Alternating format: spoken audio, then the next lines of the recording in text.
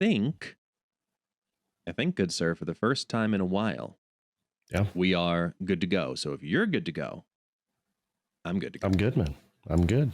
All right, let's do this. It feels good to be able to say this again after so long, but we can officially say welcome. Welcome on into the Snap Back podcast, where you snap and we snap back. For those who do not know, my name is Still Guest, also known as ItsGuestGaming, and I once again am joined with my partner in crime, the one, the only, the bearded Default Dan.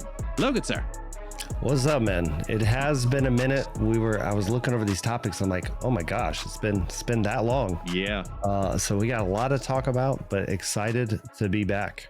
Yeah, I mean, it's been a month, and to those who have inquired over the last month or so, thank you so much for your patience. We have had a lot happen over the last several weeks between computers and events and life and work and updates, and I kind of want to, we'll dive into all that. So today I want to touch on just like the major hot topics of what's kind of happened over the last month when it comes to Marvel Snap from the card point of view. And we're recording this a couple hours before Mobius comes on out, and I know that's a hot topic to say the least.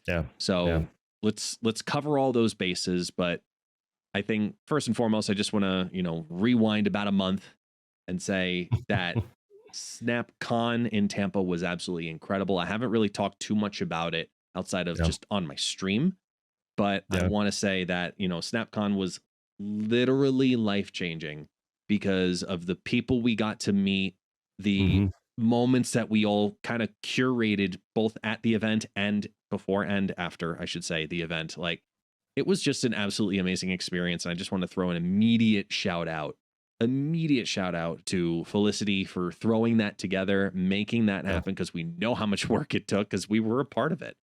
And SnapCon was just bananas, man. Yeah.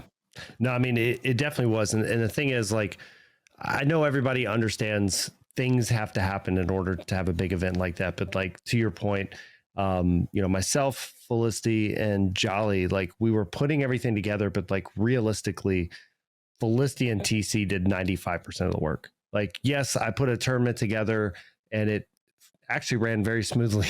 It worked way better than I thought it was going to work. But she did everything else. Like, I had to worry about my corner.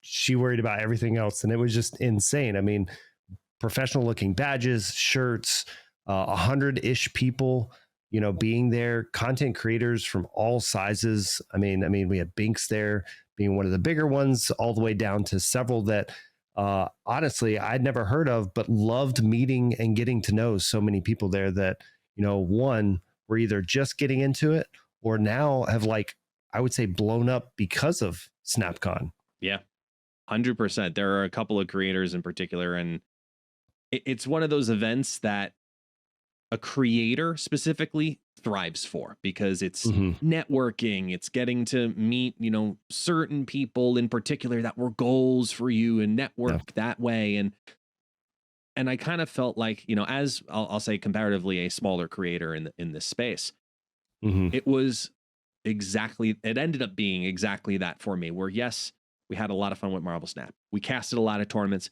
We played in a lot of tournaments, and amazing games, but everything that has happened afterwards has just snowballed for so many of us. And I know I'm going to talk about a big one tonight, but I'm going to shout out one creator in particular that stands out to me, because they have absolutely started to explode. And I called it to them prior to SnapCon, and that's Tucker. And Tucker has absolutely taken it 100% by the reins and said, please, for the love of everything, I told him, whatever you do at SnapCon, network like hell, because I saw his content very early on. He has a great personality, and on air, he's incredibly enigmatic. And I told him that day one. I was like, you're going to do great things, man. It's good to know that we were there with you in the very beginning. And then SnapCon happened, and now we're just watching his viewership go up and up and up and up. And it's just, it's wild to watch how one moment, one event for a gamer or a content creator can just like start to catapult you. And that's definitely what's already happening with several of them. But I want to shout out Tucker in particular because he's putting the work in and it's very evident and he's reaping the rewards.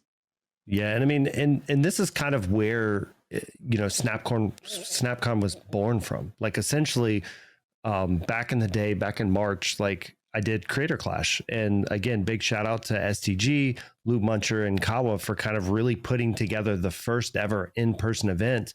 And it was small. It was like there were 16 of us participating. So there ended up being like 20-ish of us because a couple people had significant others and things like that out there. But it was real small. But that was the whole thing, is just getting together, meeting people.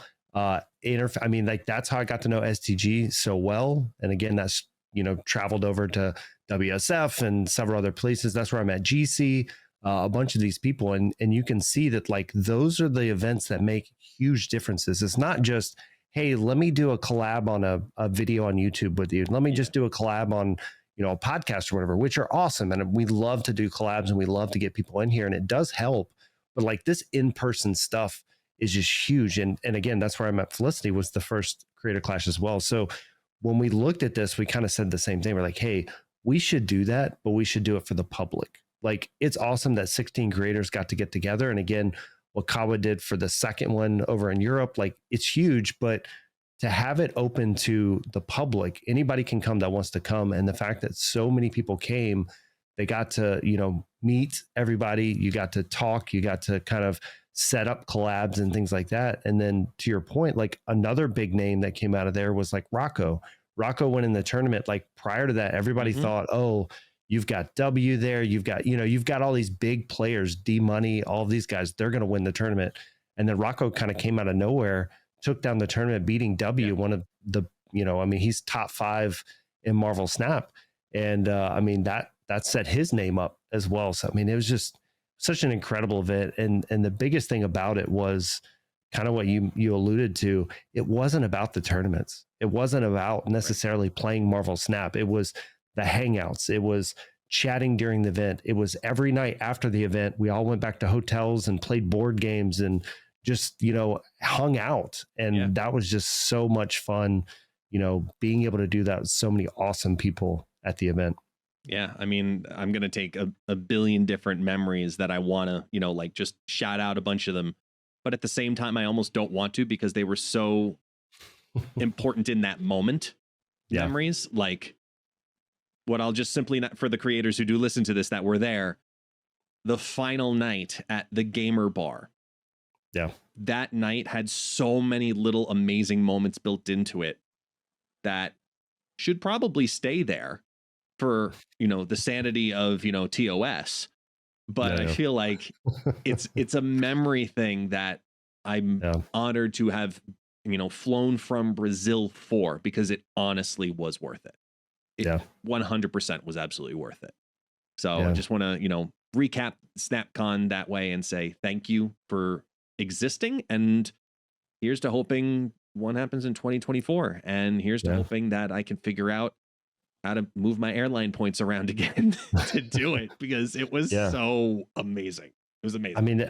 And I think the biggest thing is as long as Snap continues to exist, as long as the community continues to exist, I believe there is the idea, there is the push to do it again. Talking to Felicity, and again, this is even her announcement at the end of that, looking forward to 2024, doing it again. So, we're hoping to get more sponsors. So if anybody's listening to this and you're wanting to sponsor and things like that, definitely hit us up even before, our announcements go out. Like if you want to be involved, let us know, because we want to find those creators. We want to find those sponsors. We want to get everything together to make it bigger, because I think the biggest thing everybody came out of SnapCon saying was, I wish there was one more day. And I told her that the other day. I'm like, 100%. we needed like one day before, which is just hanging out, and we needed one day after. So, hopefully next year we'll get 3 days of the event instead of 2. And then even with that, the people that know, they'll be there a day early, and then we'll have technically a 4-day event, so that's the hope. That's the hope. Damn right. We are not planning anything the day before, like making Target runs and buying big screen TVs and all that stuff. Like, no. Day of, like, Day before, that's just hangout day because everyone's arriving, everyone's checking in. Let's go out. It was amazing. So I just want to say, and next time we'll plan no hurricane to make people leave early. I had to leave early. We had a stream / podcast, whatever you want to call it, planned for that Monday night. And it was going to be the two of us plus your wife. And I had brought a whole bunch of specialty Kit Kats from Brazil for all y'all to try. Yeah, I know. We still got to do that stream. We're going to do it. I promise. But we planned on doing that live together, the three of us. And because of the hurricane, I had to move my flight a day early to get out of New York. And I'm glad I called when I did, because a couple hours later, they finally made the call publicly that, you can move your flight now out of Florida and it won't have a transfer fee or whatever. They moved it for me early anyway, because I called early enough, and I was like, this is going to be bad. But I mean, we had people that were stuck in Florida for days. Few people got stuck, and then Eddie and his wife had to drive like 30 hours or whatever to Canada in 2 days, or 40 hours, whatever it was, in 2 days. And it was insane. Man. It was absolutely wild. But here's to hoping for SnapCon 2024 again, because it was just something that I think more people need to experience.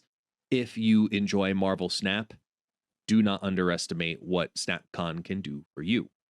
So with that said, why don't you start with like just your overall updates on life and your Snap community and all the fun stuff, because we've both got some big updates to kind of really just some people know, some people have seen on streams, but it's another thing to also talk about it here. Yeah, absolutely. I mean, a lot of things happened at SnapCon. Like you said, we both met some awesome people that kind of led to some new opportunities as well. So kind of speaking of that, one of the big things I keep getting asked a lot is Wednesday night Snap coming back? And as of right now, it is coming back, but I'm trying to work through how we get some sponsorships. Essentially, who was sponsoring it before is no longer sponsoring it. So that $100 a weekly, prize pool, I'm working on some stuff right now to try to get that back. If people, let me know for real, and come let me know wherever, Twitter, wherever at. But if you want to play just to play without a prize pool, I will definitely set it up and do it. But working through some stuff right now to try to get that prize pool back. And coming off of that, the opens. So one other big thing that kind of happened in my world was, with Snap.fan, love doing the open series, love doing the tournaments, being a family man, work and all of that, giving up an entire Saturday, a month to do that, was fun. It was fun for the 4 or 5 months that we did it. I enjoyed doing it. But I have a new opportunity after meeting the guys from Impulse. So I know you guys have kind of seen me around doing Snap Stars and things like that with Impulse. And they're actually, helping me financially to be able to do these kind of things. So rather than just, getting paid essentially $10 from a couple subs on a Saturday after 12 hours, 13 hours of a day, I'm actually going to get some type of support, right? It's still not like crazy money or anything like that, but it's at least some support to where the wife is going to be okay with me, using one of those Saturdays rather than hanging with the family, going to Disney or something like that. So with that being said, I am producing all of the Impulse tournaments. So instead of doing those Snap fan tournaments, I'm going to be doing Impulse tournaments, which our very first one's in a couple weeks. So the weekend of October 7th and 8th, if you guys want to participate, Impulse is backing this thing for real. $1,000 prize pools, those will increase throughout the events, all the way to a $10,000 champion grand finale series. So if you win, if you're in top 4, one of those monthly opens, you'll get your ticket punched for that. And here's the thing. And this too, guests, like Snap.fan, we weren't getting to the comma in our prize pools unless we found other sponsors. And what I really want for this community is to have those commas and, those zeros for you guys when you're participating in it. So this is that path to that pro series that everybody really wants with Snap. And I'm hoping with the production skills that I've been doing with the Snap.fan Opens, I can make that happen and make it look good for you guys. Yeah. And I'm excited about it. So that's one of my big opportunities. Still love the Snap.fan guys. We're still on good speaking terms. Nothing bad happened in that kind of world. It's just more of they understood that. I believe they're still continuing their series with Battle Arena and Alphos. Again, I talked to Alphos too, so there's no bad blood or anything there. But I just wanted to kind of give you guys what you guys essentially deserve, a $1,000 plus prize pool on a monthly basis, and can't wait to see where it's going to go. So it's a lot, man. And it's, I know. Again, product of SnapCon, like that's the fact that it all happened the way that it did. I've been working with you for almost, now actually this week, we can call it 3 years.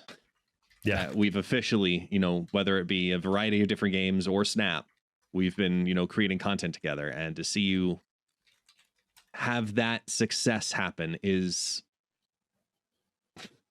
rewarding, because you bust your ass. And I know the level of programming you put into these events to build all the cool, fun toys. And it's good to see you finally get rewarded that way, man. Really. Yeah. Yeah. I mean, here's the thing. I got a reward as well this past week playing at Snap Stars, taking down one of the I guess what everybody says, the best Snap player in the world. And hey, I won $100. I won $100. So, that's brag. the thing. It's here. okay. I like because it's all in good fun and sport. But that's the fun part. I love what and again, I'm not just trying to suck up or anything, but I really do love what Impulse is doing for this community. I mean, they sponsor SnapCon. They sponsor tons of streamers out there with giveaways and things like that. Now with Snap Stars coming out with them, twice a month or something like that. Like they're trying everything they can to help this community out, since, we're still waiting on Second Dinner to do more with the community and not just X streamers. You know what I mean? So yeah. So we'll see. We'll see where that goes to. It's exciting stuff for you, man. I mean, like I said, you deserve it. You deserve it at this point, to say the least. So that's it's a good thing to hear for those who have not heard or seen the evolution of that over the last, 8-9 months in total. No, more than that you've been doing Snap content. You started in October, August. Yeah. I'm over a year of playing Snap. Okay. So on stream. Oh yeah. So it was July, I think, when everything went to first beta, and I know you were in on it early. Very early. So day one of beta is when I got in on it, and I think I started streaming it probably a month and a half into it. So I was still doing, some Mirrorverse and stuff. But then jumped head into Marvel Snap, started streaming it. Content kind of flowed, but it's hard. No, I hear you, man. I hear you. The balance of content in life. Yeah. And I hear you. And speaking of content, I mean, I know some other good stuff happened for you at SnapCon that kind of set some good stuff up for you as well.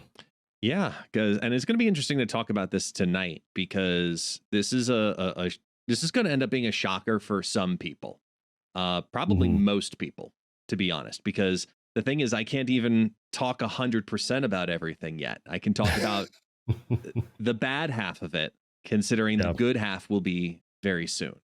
So, it's amazing what has happened the last 9 months of content for me, right? With leaving Disney Mirrorverse, like you did as well. I hopped off, right around similar time, right at the beginning of the year. I officially said, I'm going in 100%, balls to the wall. I'm all in on Snap as of January, when I came back from my vacation. And I was one of the later bloomers into Marvel Snap compared to, players like you who had been playing since beta. It had already been out in global launch for a month and a half, 2 months at that point. No, it was October 18th. So 2.5 months at that point. So I was late compared to many of the other established creators. So in that aspect, it was very tough. But at the same time, I had a great following that came, with me on the guest list over to Marvel Snap, found a new audience also in there, and that opened the door to Snap.fan. where they were looking for someone to help lead their content, and I am thrilled with what we've done. Like the amount of traffic that the site has been able to, attain, and the writer program that we've built, and the SnapFan, the verified creator program that we've built over, like, new article series, which was a whole new experience for me. Going into writing and editing was something I never, if you asked high school guest who struggled in English in 10th and 11th grade, like really struggled, I never would have said, what I'm going to do? I'm going to be a writer at some point in my life, or I'm going to be an article, editor online with gaming communities. Never saw that in a million years, but I've absolutely fallen for it. And those successes have led to other opportunities also. So this is a guest announcement that tomorrow, which means by the time you're listening to this recording, it'll already be Tuesday. So Tuesday, the 26th of September, is my last day with SnapFan. And that kind of feels good to also say, because I've been sitting on this for 2 weeks. They've known. We've been working together, and this is something very important that I want to articulate in this conversation too, is that SnapFan, the three main guys who are the owners of the site, Scott, Sepp, and Sank, they have been absolutely beyond supportive of not just what I've done with the site over the last several months with them, but also giving me the liberty to understand that if we're going to build these programs, we're going to do it like this. We're going to then say, okay, when it's time for me to move on, I know how I want to pass it off. I want to get all the right systems in place so we hopefully can continue in somebody else's hands. And there's another opportunity that has come my way that I can't talk about yet until the 27th. So on Wednesday, there will be an official announcement of what's happening for me. So I can't talk about that aspect of it yet. But what I can say is that if it weren't for SnapFan, I would not have even been considered for the opportunity that I now have. And I am running with it full force, and it is scary as hell because a lot of it is unknown. But just like SnapFan, a lot of it was unknown. I'm not treating it lightly. I'm taking it incredibly seriously and building something that is, I think, a different take on the current Marvel Snap market. And that's how I'll word it publicly for now. And I'm excited to, showcase this and to talk about this and to broadcast this Wednesday. Wednesday, we will have a big announcement. But tonight's announcement will be that I am officially leaving SnapFan as of the end of the day on the 26th. And then come the 27th, there will be a new update for not just me, but also my channel. So stay tuned for that, because a lot of it will make a lot of sense. And I hate that I have to kind of talk a little bit in code just because of the publishing of this episode. But it's appropriate to know that, I can speak openly about that situation. And I can't even say situation. That's such a negative word. That absolutely amazing happenstance in my life that I now have an opportunity for. And I'm going to, reveal all and talk all on Wednesday's stream. I'm going to stream at some point on Wednesday. I'm not 100% sure exactly when, because my life has been chaotic to say the least. But a lot has happened in the last few weeks. And the big thing is, I mean, I know we all know as the community, and I know, but what you did at Snap.fan was crazy, insane, and great for the community and for the website, right? Like you look back at when you started there, what Snap.fan was compared to what Marvel Snap Zone was, compared to what Untapped was, right? All these different websites.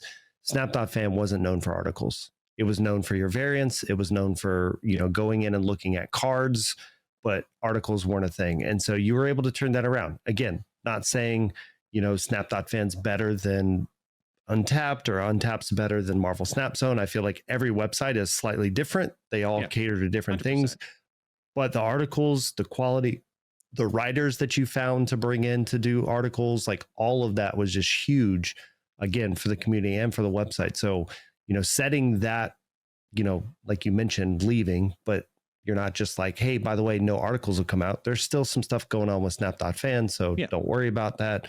Like you said, it's in good hands there. But just wanted to say, you did an amazing job there. What you were able to do with all that, and again, when Sank asked me like, hey, do you want to do all this content? I'm like, I do not, sir. I have a 40 to 60 hour a week job, and I do not want to write articles, but I have you a guy that is a full-time person that would want to do it. And I'm just so glad that everything worked out, the way it did. Yeah. One, for you while you were doing all of that and building up your skill set and everything you did there, as well as your, future opportunity that you will be discussing later this week, and next week we'll dive into a little bit more on the podcast. 100%. We will go into a lot of those details and more in the following podcast. So we will leave it at that. But let's move forward. Let's move into Marvel Snap. We've talked a lot about us, which we don't typically do except on our own streams, but it's also been a month. So, for our listeners, thanks for dealing for 20 minutes or whatever it was roughly of us talking about life updates that also will affect Marvel Snap and the community in Marvel Snap. But let's also talk about Marvel Snap, right? Let's dive into, just in kind of brief recap, if you will. I want to talk to you about what happened this last month. And I think just the easiest way to kind of showcase it is talk through the 4 cards of the month. We've got Loki as a season pass, then Alioth, then Ravonna, and then in a couple of hours from when we're recording this, Mobius, and the forecasting and even stuff that happened before Mobius. Like, it's still all relevant. So let's, as they say, let's start from the very beginning, because rumor has it that it's a very good place to start. So let's go back there and talk about Loki coming to the game. Finally, Loki for all time. Big deal, big event. Woohoo. How'd you think the Loki inception into the game went? So I struggle because we were doing so good.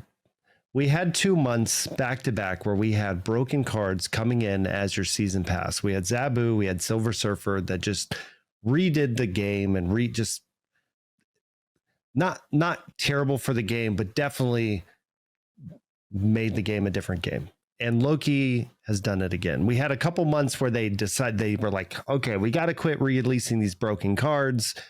We have to go and touch Zabu. We have to touch Silver Surfer. We have to make them worse. We won't do that again. We're sorry. Here's Loki.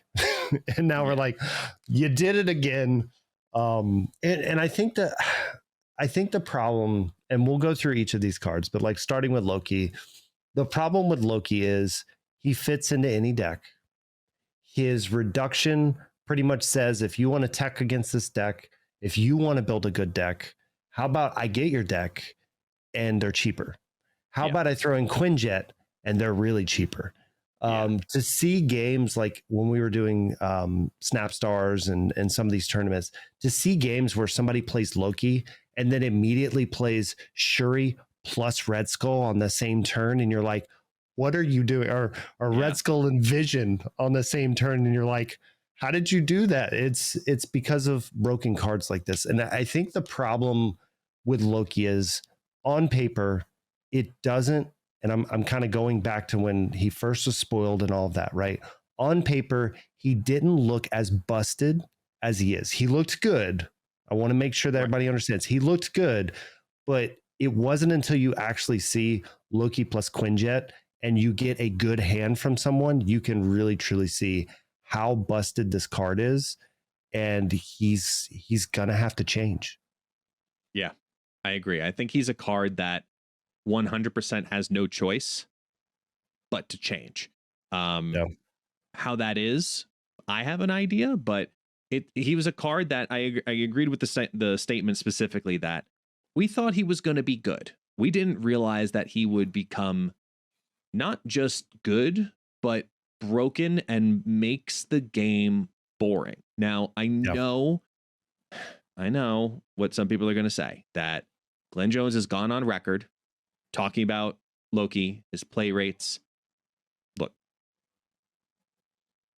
I love you, Glenn, However, if you look at the concentrations of where people are encountering it the most, and then look at the percentages from there of how often it's appearing in those specific moments and brackets, and then look at the idea of, like you said, Loki plus Quinjet and how damaging that can be, and how much, or just in general, how much power you can drop on turn 6 by throwing Loki on 5 and then surprising everybody and their sister on the final turn.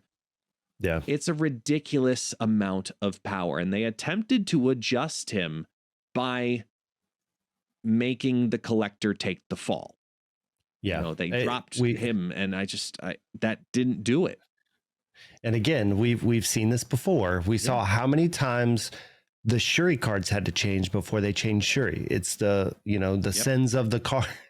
It's not going down. We're taking out everybody around them. And I think that, like, when you look at it, I don't think you can touch Quinjet again. I think if you touch Quinjet, the card's useless, right? And Quinjet's so good of a card for other decks. And I also have a way I'll explain a little bit of how I really think they should change them. But yeah, it's so bad. In the first week, right, the first 3 or 4 days, the reason why Loki looked broken was everybody was playing Loki. So all of those games ended up being, I play Loki on 3, or I play Collector on 2, I play Loki on 3. Guess what? I got your Loki and Collector. I'm going to play your Collector, and I'm going to play your Loki again. Oh, guess what? I got another Loki. Here comes another Loki. And that was really busted. But when you look at that, I was kind of like, oh, that's not too bad. Now that people have started to try to tech around Loki, so they're playing the Shuri decks, they're playing move decks, they're playing whatever else, it actually makes Loki even better, because now when I play my Loki, like, I'm getting your good cards and you don't even have the good cards. And and I will also caveat here, because I know there's probably on YouTube people in the comments already going, yeah, but Mobius comes out in a week. And I would say, I don't think Loki needs to change today. But even with Mobius, which we'll talk about in a minute, which is a whole nother problem, but we'll talk about him in a minute.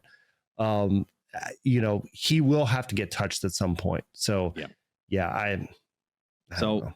Here's my thing with Loki. I think Loki as a card mechanic is unique, and in a way is okay and good for the game, because I don't mind the Loki collector, synergy. I don't. My issue comes with what happens after that. I don't mind ramping up your collector 6 times. It's like a Moon Girl plus. You could do that with Kitty Pryde and Moon Girl, and you could build it that way, or you could just Loki and get the same idea. That's fine. I think there are two simple things that need to happen that will back Loki's play rate down just a bit.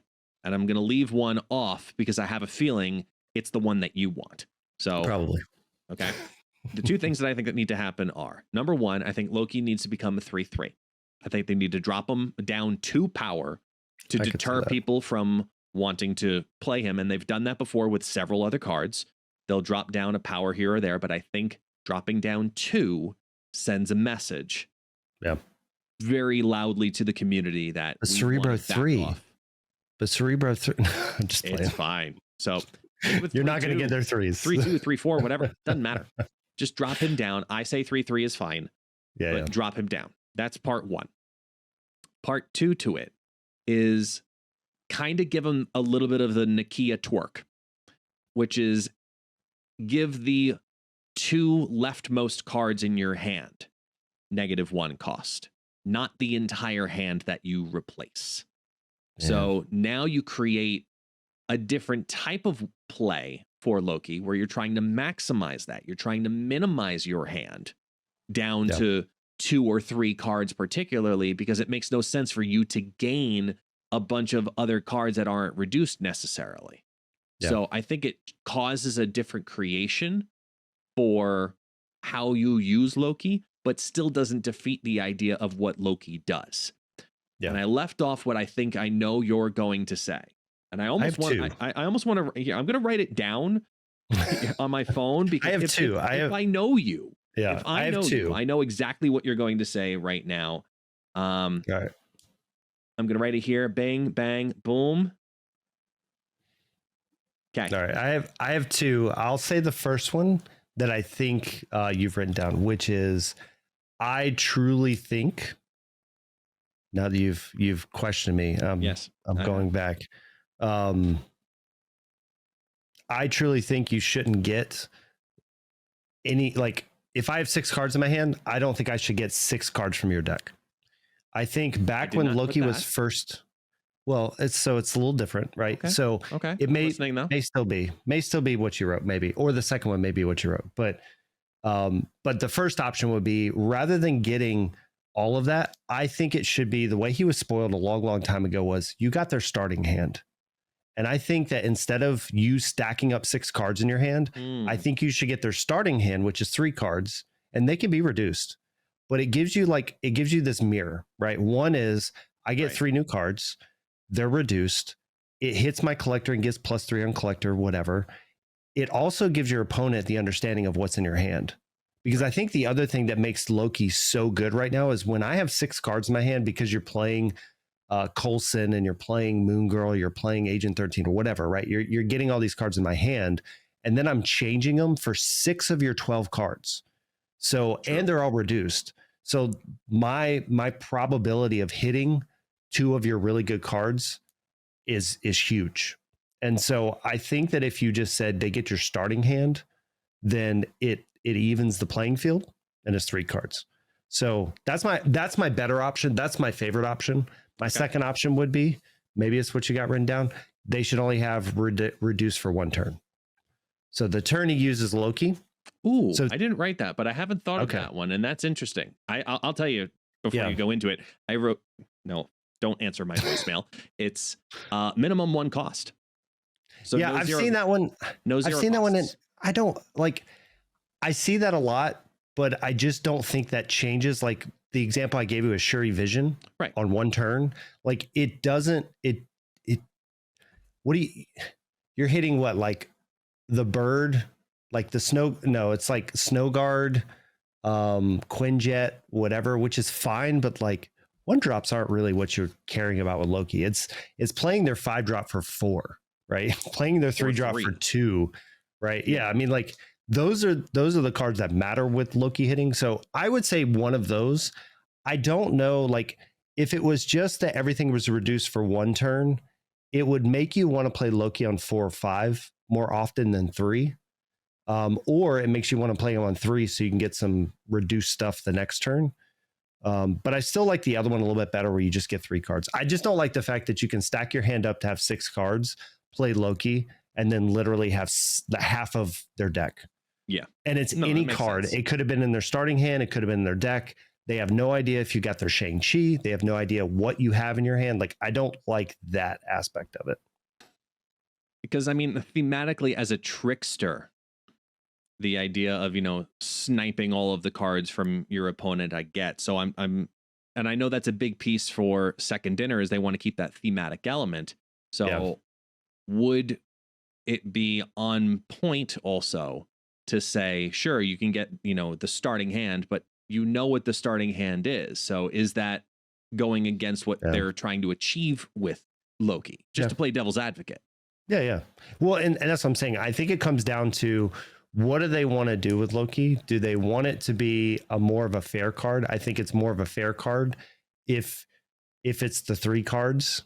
Yeah. If it's, because I mean, you think about the fact of how much card advantage you get if I literally just played a bunch of Sentinels, and now my 2-3 Sentinels are your Iron Man for 4, or whatever it is. Like, I don't know. I think it just kind of comes down of, what do you want to do with it? I think either of those options doesn't kill Loki, but it severely hurts him to where now you have to think about how you play him. Yeah, and I think right now you don't. Yeah, and I think you don't have to right now. I think the other thing I wanted to point out is, as we're talking about this, when you mentioned Second Dinner and what they're looking at as far as when he's being played, the biggest thing that stands out to me is if you look at the people that are in rank 10 and below, so your Dara and your Human Spider and a few others that are like in that rank, even your KM Best, like they're all using Loki.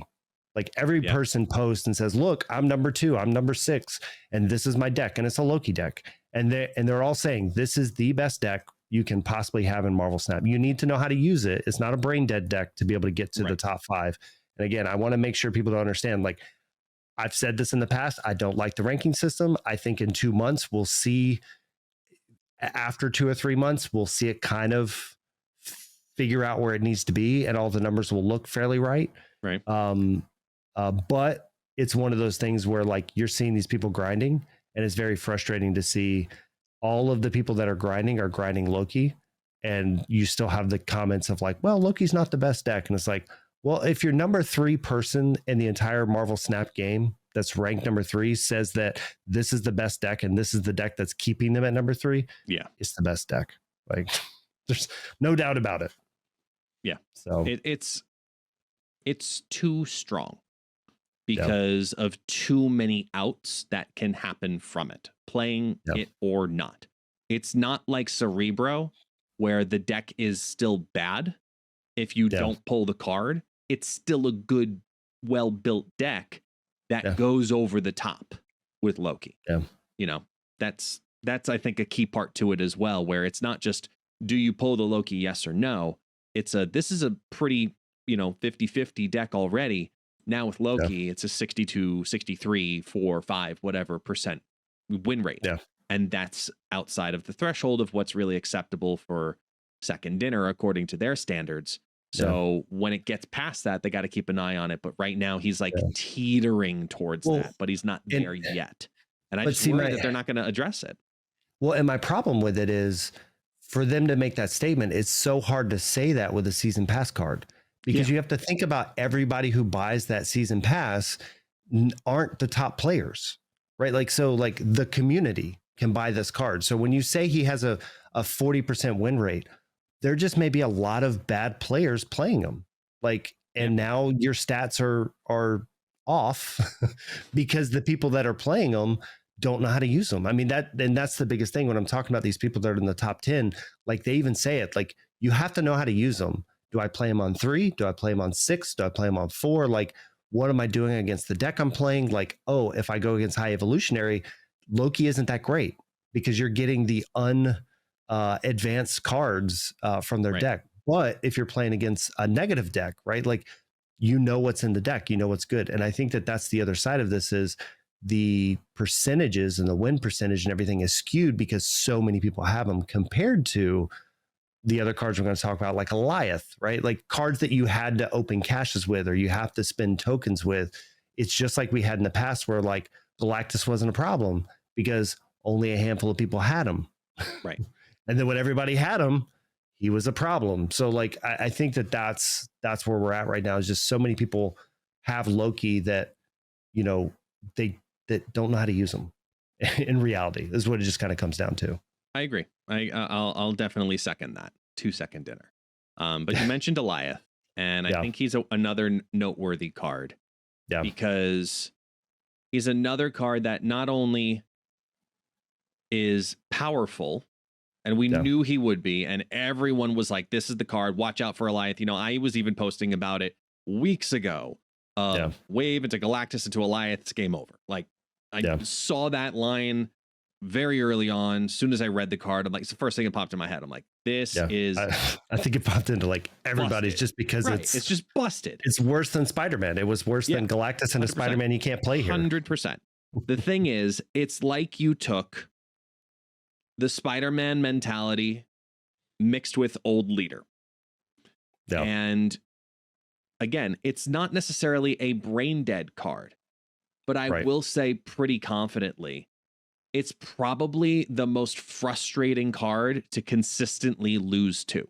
When most of your losses come from not foreseeing Alioth because they're playing a Cerebro deck and you're not thinking Alioth.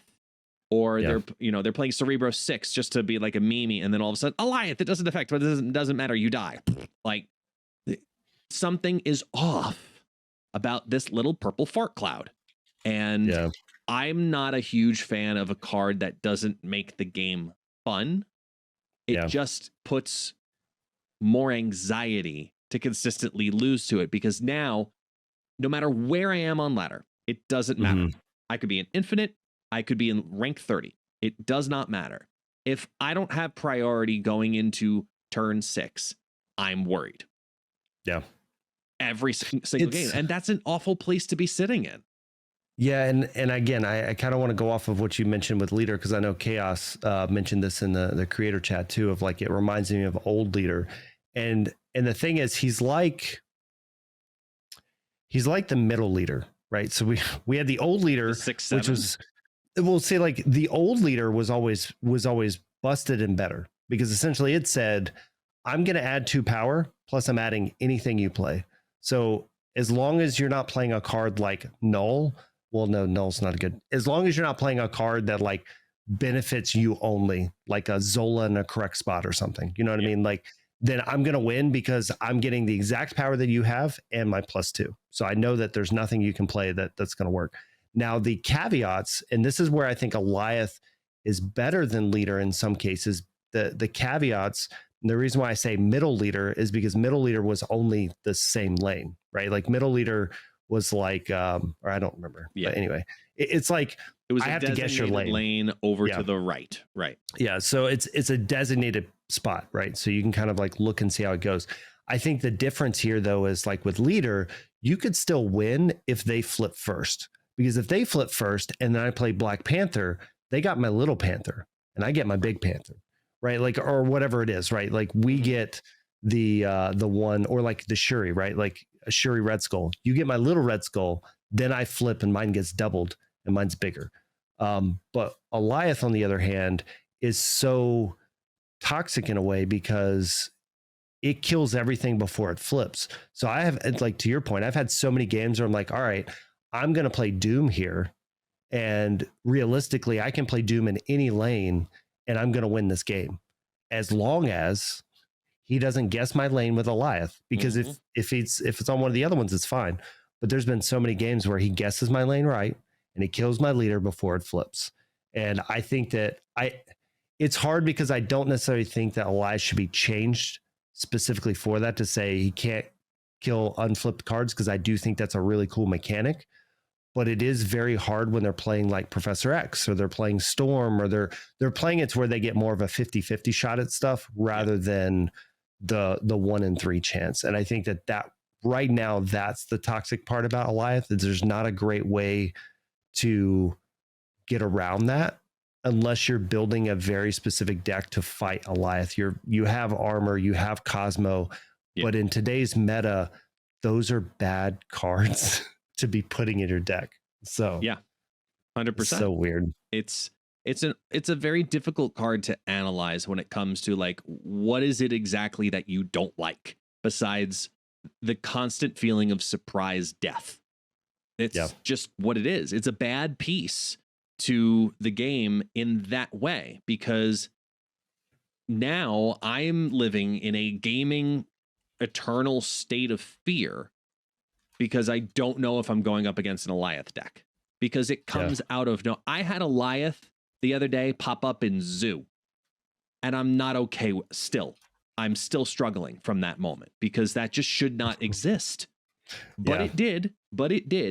Yeah. And he's starting to infiltrate in the same way that we saw or see America Chavez, where it's just a solid card for a very specific reason. Chavez thins your deck. Alioth, instant kill. Yeah. Well, and I've seen a lot of decks playing like the ramp deck, right? They play Electro and they have a good 5-drop. Then they go into Alioth, and then they have Odin or Leader or whatever they need to as their last play, right? Like there's the ramp decks they're pretty bad. Yeah. And Eddie's mentioning a potential thing that would be an interesting, but I don't think it matches his flavor, which would be, what if it just drops the power of the card down to 0 instead of destroying it?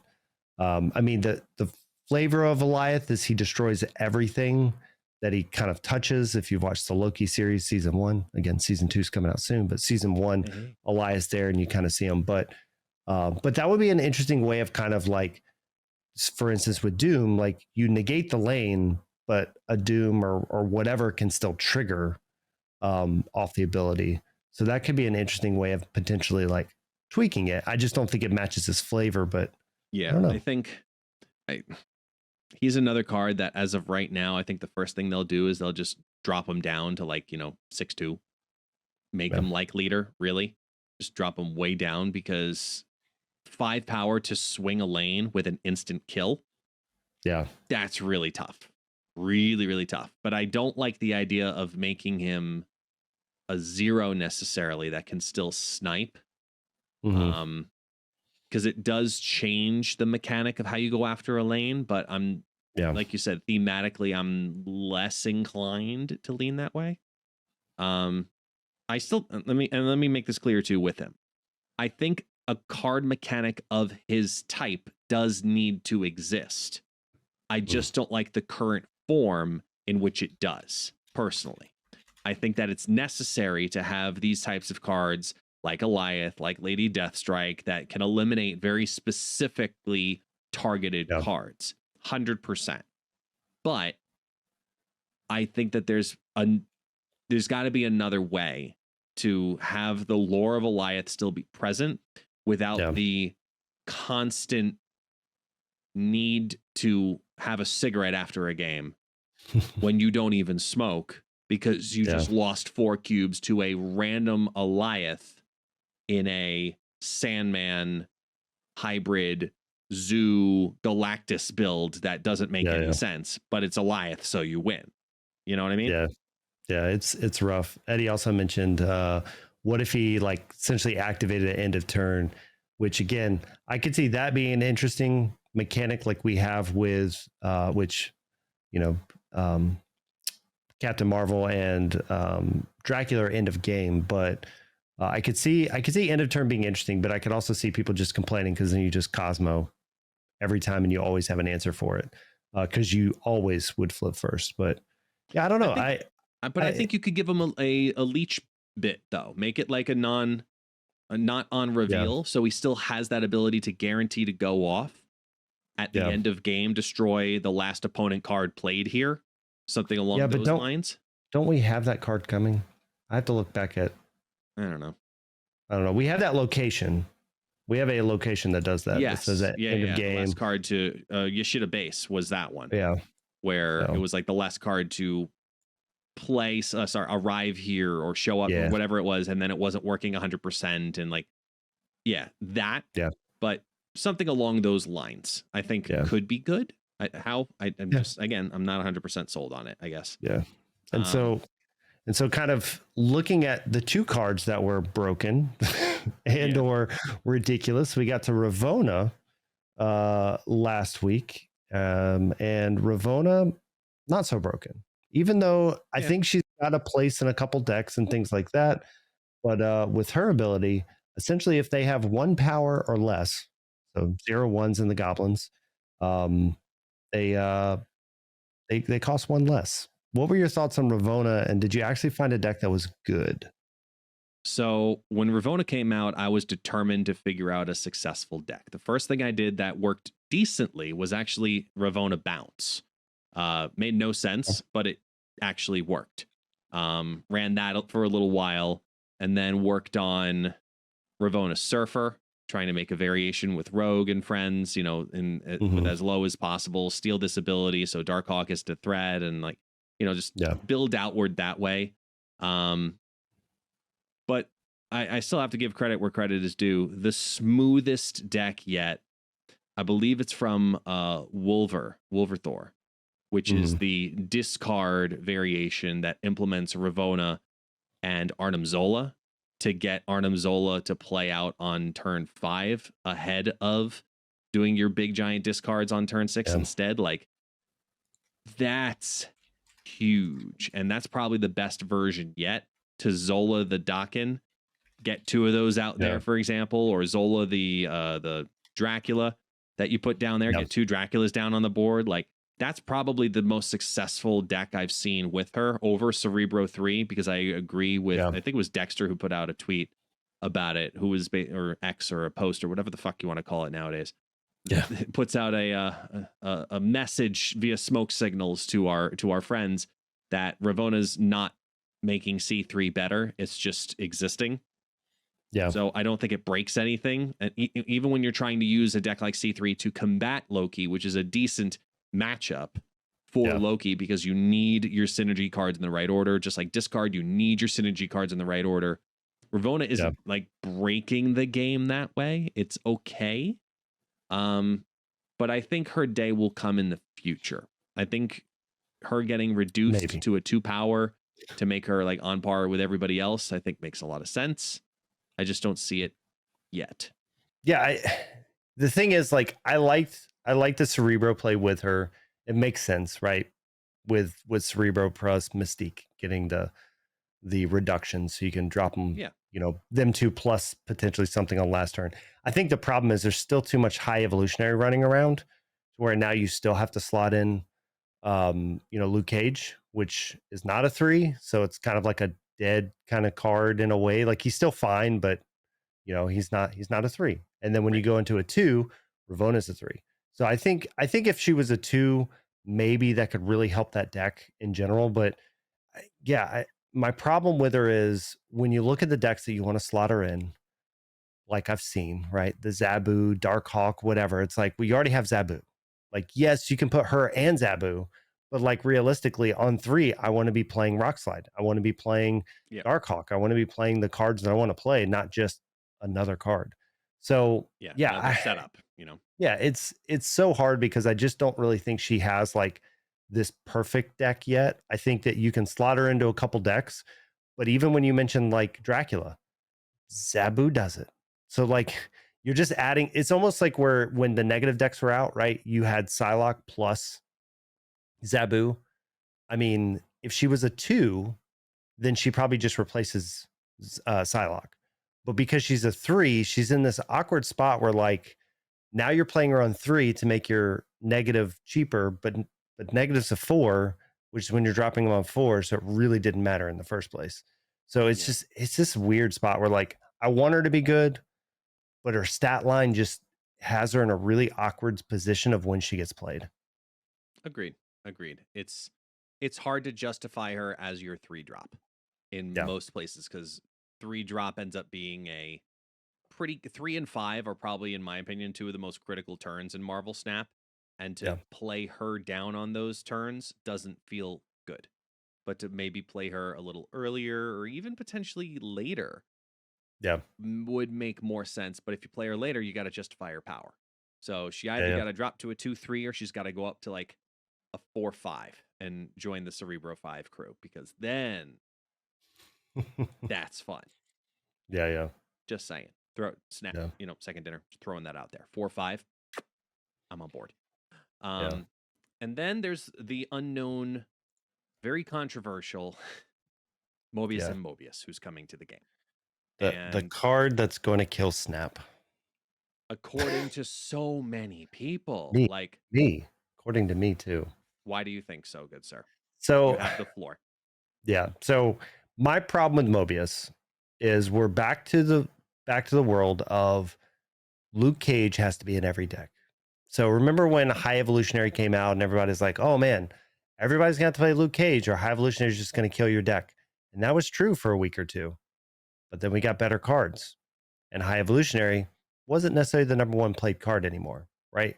We didn't have all of the reductions because we had Wasp that got touched. We had the Thing that got touched, right? So now it's just Cyclops. And is Luke Cage worth 1 lane? Probably not, right? In some decks you may put him in there or not, but to combat the one Cyclops, right? I don't know what your confusion's coming from. What do you think Mobius does? No. I'm getting there. I'm getting there. He doesn't do that, but I'm getting there. Okay, continue. But we're in the world to where now we have a card that's even worse than that. So in that case, it was Luke Cage need to be in everybody, but eventually we got to the point where he said, okay, I can deal with that and I'm fine with that. Mobius, on the other hand, is 100 times worse. He's going to have to be in every single deck. He's the direct answer to Loki. So if you want to grab my card, sure, but you're playing them for full cost, right? You're not getting the reduction anymore. Loki's in my deck for wave because now when you wave, all my cards don't go up and they go down. So now I get my 6s or 4s, but my 1s are still 1s. My 2s are still 2s, right? And I get that there's the interaction if we both have Mobius, but I'm just saying in general, I now have to have Mobius in every single one of my decks because wave plus Loki. Let's talk about that too for a second, because we need to clarify this. And I feel bad for the aneurysm that it caused Bootman the other earlier today, as I took a look at his content and video on it, because he definitely Yeah. expressed a proper frustration.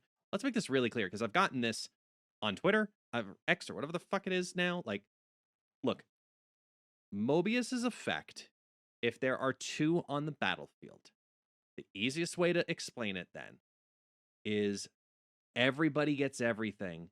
Everybody who's got cards that are 4 cost and lower will be their normal values. Anybody Right. who's 5 or 6 cost or higher will just be a 4. Pretty much plain and simple to a degree. Now, I don't understand looking at the Mobius description. Your costs can't be increased. Your opponents can't be reduced. If everybody plays both cards down simultaneously, now you're looking at what order it happened in to figure out, is this going to affect me on this turn right away? For example, if you're trying to do your timing with, like, let's say a She-Hulk play, because She-Hulk is still one of the most popular cards in the game, right? Yeah.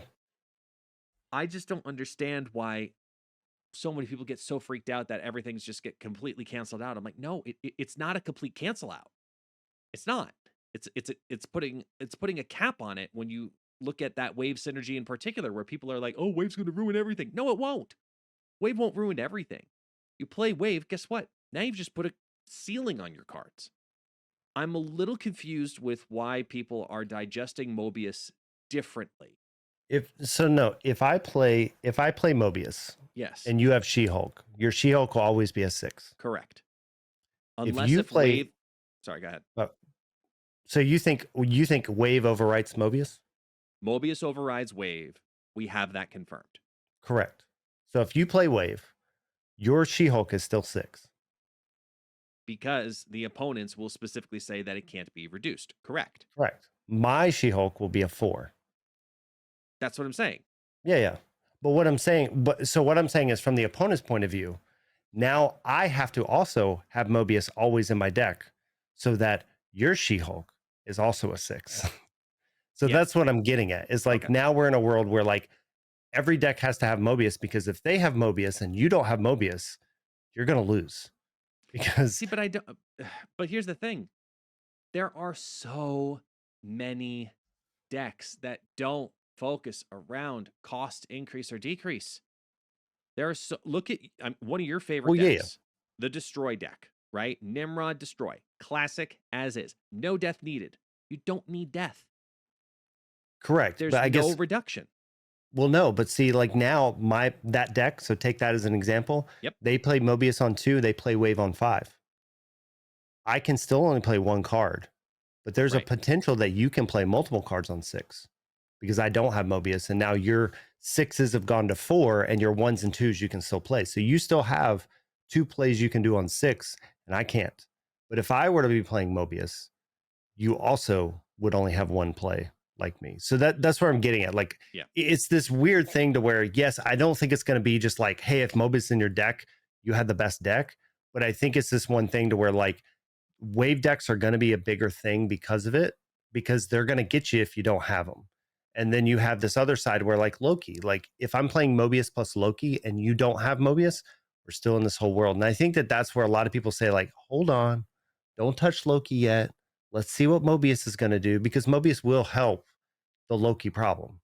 Like, if you play Mobius, 100% he will. 100%. And Loki's going to go down, because people are not going to want to play those cards, even though they're getting the cards. Now they're full value. So they're not getting these little nuances of, like, oh, I'm going to play these 2 cards, these 2 4-drops on turn 6. Yeah. They're not able to do that anymore. So I think that Mobius is an answer to Loki. And that's why I'm like, I don't think Loki should be touched for like 2 more weeks. Let's see what Mobius looks like for 2 weeks, because tonight through this week, it's in every deck. But I'm afraid that we're going to get into a world just like we were with Luke Cage. But then we're going to, beyond that, when Loki quits getting played, I think he's still going to get played. I think Wave is still going to be there. I think he's still going to be in a lot of decks, because it's going to be I have to have him or I'm going to lose kind of mentality. I don't think it's going to be that bad, because I don't think it's going to get to that toxicity point of every deck has Mobius Wave.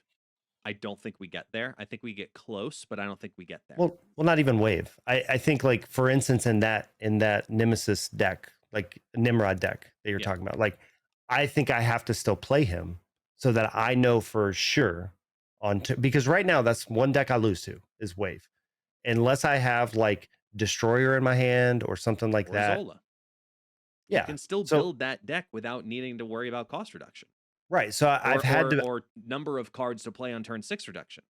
Correct. So I've had to start to slot in a couple of those cards as a just in case. But now I don't have a great 2-drop. My 2-drop's Bucky. And in reality, like I don't necessarily have to have Bucky. He doesn't help Venom. He's just extra power on the board, essentially. Right. But like Mobius would be fine there. Because on turn 6, he'll get eaten with everything else.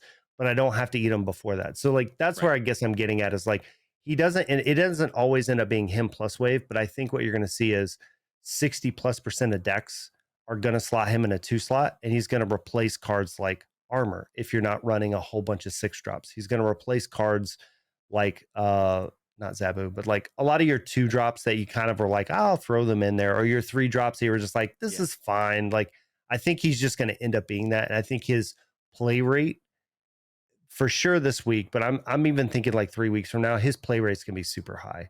I don't think he's a I win card, but he's a I kind of need him in my deck card. And I think he's gonna end up being there for a long time. That's why I built a deck and I posted it on Sunday. I built a anti-Mobius deck specifically. It's a kind of a discard variation build specifically meant to annihilate this mustached Mobius freak man, because I think he is going to be everywhere, and I think a counter deck honestly is the way to go. I think you unlock him and don't touch him. No. Because he's going to be great 3 weeks from now when people start to kind of back down off of him a little bit, and or the devs decide to, mess with him in some way, shape, or form, whatever that may be. But pre his existence, we're 90 minutes away from his release at the time of the recording now. I think he is going to be incredibly present, especially as a Series 4 drop. So 3K in tokens for that amount of control on the board is a great value for a lot of people that I would say is probably worth your time and security investment, especially if you're a competitive player. You're going to see a lot of Mobius over the next couple of weeks. Just get ready for it. But in turn, you're also going to see a lot of Rogue and a lot of Enchantress and a lot of, you're going to see Rogue is probably going to shoot up to a top 10 card right behind Mobius, in my opinion, when it comes to teching into decks, because of the attempt to need to snipe that Mobius, because it's hard. If you drop Mobius on 2, Cosmo on 3, you're done. Yeah. Which is why I mean, and I think that's where you're going to get like, and this is more that pro tip type thing, right? If you're playing wave, it's Mobius wave on 5. It's not showing them off until 5. And then at that point, you're still screwed because wave just went off on 5 with Mobius on the field. And I've got my turn 6. And if you you don't have an answer to it because you won't at that point. Yeah. But I mean, I agree with you. I think there will be some decks that you just have to tech around them, whether it's you don't worry about it. You're playing all your big drops, right? Like here's the thing. You just play a bunch of 6 drops and whatever. And you have your ramp cards, you have your Electro and whatever, and you just don't really care. Or, you, like you're saying, you try to get rid of their Mobius. You play your own Mobius. I don't know. It's kind of this weird spot where just like, I want to see what it looks like this week, but I know for the next 2 days, it'll be wave Mobius in every deck. And then I think your waves will start to go away a little bit, but I still think you're just going to see Mobius as a slot in for so many decks as that tech card that has to be there. And like I said, Luke Cage was that for about 2 weeks until people found the deck that beat High Evo. And I think the problem is he's not just tied to one card. He's tied to so many. He's tied. I mean, like, think about you drop Zabu on 2, I drop Mobius on 2. Now your Darkhawk deck feels a little bit worse, right? Like I just slowed you down a turn based on what you wanted to do. It's, Mr. Negative decks, which I know are not huge, but, they are there. So your negative decks, your Ravonna decks, if you've messed with Ravonna at this point, like there's just so many decks that's going to hinder. And again, I don't think it's a I win card. I don't think it's a too overpowered card. I just think it's an annoying card that's going to get too much play. I agree. I think it's just going to be infiltrating Yeah. Marvel Snap right now, which is why I'm teching around it for that exact reason. I think it's worth teching around Yeah. because of how present it will be. And there are a ton of different ways to tech around it. You know, like we said, Rogue and Enchantress. You can try to snipe it on that same turn if you're playing Echo. You can Yeah. gambit it and just completely eliminate it that way. Like there's several different mechanics where you can take advantage of it, but you just have to time it right. And you have Yeah. to know your opponent. And it also is going to really depend on ladder versus conquest also. You know, are you Yeah. trying to snipe it in which game mode? So there are some things to consider when it comes to Yeah. Mobius right now. And I think the biggest one I want people to take away from at least this conversation is that if it becomes bad in the sense that it is toxic for the game, relax, Yeah. because Second Dinner has also done a very good job of acknowledging when something's wrong for too long. And this isn't a 6K expenditure that people are going to go crazy for and then see nerfed. This is a 3K. So I think people will still freak out, obviously, when they adjust them after a month, but at least it Yeah. won't be another Shuri where it was the beginning of the whole series thing and she drops as a series 5 and then her deck is found and everybody wants her and spends 6K tokens and they have to justify the time before they even attempt Yeah. to touch her directly rather than adjusting every other card around her. So I think this is Yeah. one that gets addressed differently in the future, but we just have to kind of, you know, hope simultaneously that we'll be okay. Yeah, I mean, again, I think he's going to be good for the first week or two because it's going to take the bullseye off of Loki. Because Yeah. in every sense, this is going to help the Loki matchups, help against the Loki matchups. But it's definitely one of those things where, you know, once it gets annoying that every single game you play against they drop Mobius, and you haven't found a good deck that either takes advantage of it and or doesn't worry about it. Like I think that that's going to be kind of the thing. So I do think he is a needed evil for now, but it will be curious what that looks like 3 weeks from now, because we know for the next week and probably the next 2 weeks he will get played a lot. He'll be everywhere. He's 3K like you mentioned, so a lot of people are just going to pick him up on tokens. There's been a lot of people that have, you know, skipped over Ravonna. They skipped over some of these other cards and they knew Mobius is a card they wanted to get. So I definitely see him getting a lot of play. And then it's just going to be up to Second Dinner to figure out, is it acceptable? What does Snap look like? Because I can tell you over the last 2 weeks, Snap has been uh, not the funnest game to play.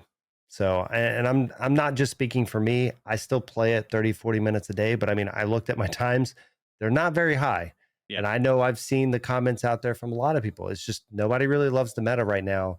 It's either you play Loki or you play something that you feel better about against Loki, but you still maybe get beat by Loki. Like it's just this weird, Yeah. It's a weird meta right now. Yeah, it's a weird place to be in because sure, there are good decks, there are fun decks, there are, you know, like the decks you like to play. And we tell people, you know, even when they go into the tournaments, you know, like, hey, listen, play the deck that you know, play the deck that you're Yeah. comfortable with, that you love best, whatever it is.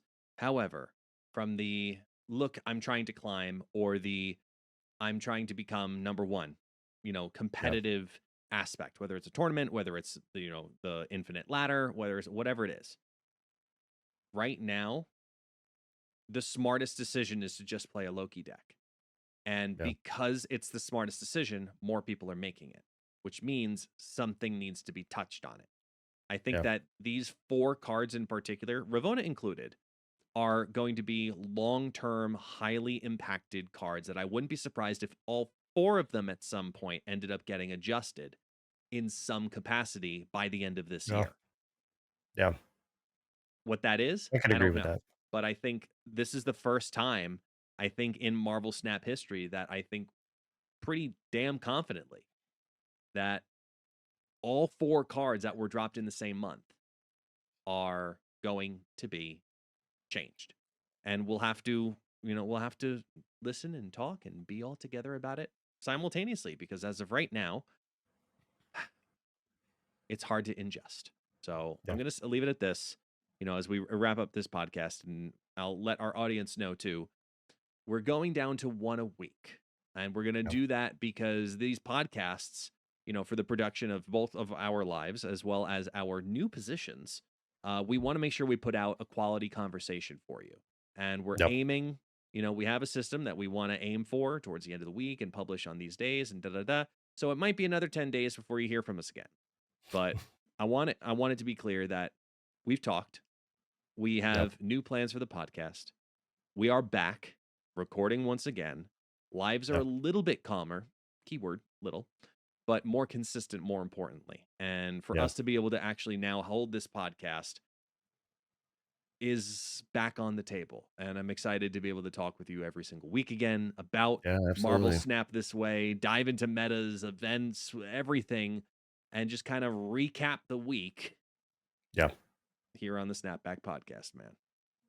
Absolutely, man. Excited about it. Excited about all the content, like we said, that's going to be coming. And by going down to once a week, we can be a little more targeted with what we're going through and reviewing, which I think is a great thing. 100%. So we appreciate y'all with your patience as we got through that long 1 month hiatus, as everything needed to happen in both of our lives. But I'm happy to say that on behalf of Default Dan and myself, It's Guest Gaming, we are back. The Snapback podcast is back. And for those who do not know, my name is Guest, also known as It's Guest Gaming. That's Default Dan. You can find us in all of the places down in the links below. But until next time, ladies and gentlemen, if you do not know, this is the Snapback podcast. For those who like to snap, and occasionally we look to try to snap back. I decided to switch it up there just because of reason. So, Default Dan, say goodbye to all the lovely people. I'll take it easy. And look, we did a podcast again. Yeah, we got it. It was nice. It was nice. Like, I miss doing this. I miss recording and giving, friendly banter, because it's one thing to talk on Discord, but it's another thing to put it out publicly. Yeah.